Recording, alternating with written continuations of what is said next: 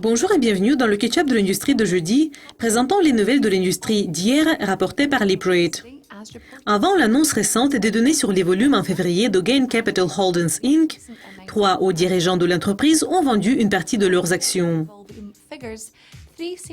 L'avocat général et le secrétaire Diego Rothstein a exercé une partie de son plan d'option de souscription d'actions, ayant acheté 2000 actions à 5,3 $ l'action, et ayant ensuite vendu 10 343 unités d'actions ordinaires à 9,98 $ l'action, ce qui a apporté un gain net de 92 723 $. Le deuxième membre de la haute direction de la société qui a vendu les actions est le directeur financier Jason Emerson. Et enfin, le directeur de marketing Samantha Rowdy de Gain Capital a mené une série d'opérations qui ont eu lieu le 6 mars 2015.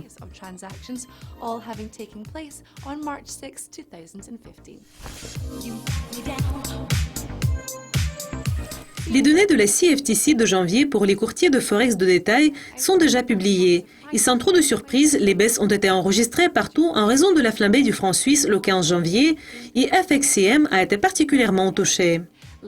Leaprate rapporte que parmi certaines autres données qui ont frappé l'industrie, il y avait la perte de 45 millions de dollars en capital net ajusté de Oanda de décembre à janvier.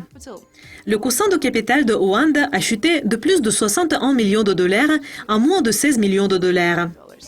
Le directeur de marketing d'Oanda, Drew Izzo, a déclaré « La crise de la BNS a aidé à comprendre l'importance de maintenir les grandes réserves dans toutes nos entités, comme cela prend du temps de transférer du capital à l'échelle mondiale. Il y a plus de changements en février qui vont augmenter notre capital net excédentaire rapporté à la NFA de près de 25 millions de dollars. »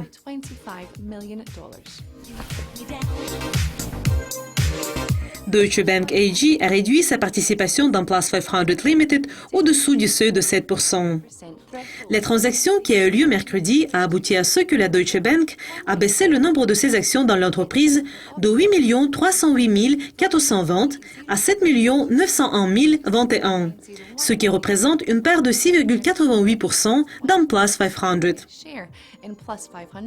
Les actions dans Plus 500 ont progressé de 3,75 depuis hier, se négociant aujourd'hui à 688,75.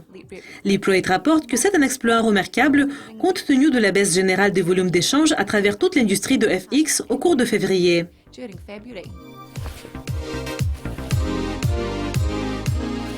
Alperi a demandé le retrait de son statut de membre de la NFA un an et demi après la sortie de l'entreprise du marché américain.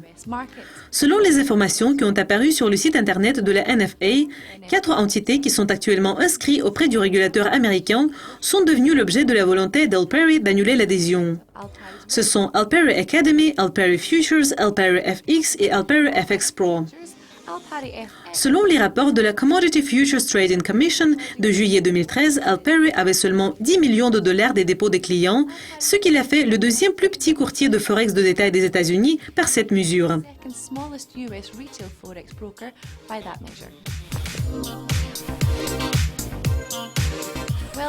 Bon, c'est tout pour le catch-up de l'industrie d'aujourd'hui. Nous allons vous présenter également le coin des matières premières et les dernières données des États-Unis et de l'Inde. Donc, restez à l'écoute de Yucascopy TV pour apprendre plus. Au revoir.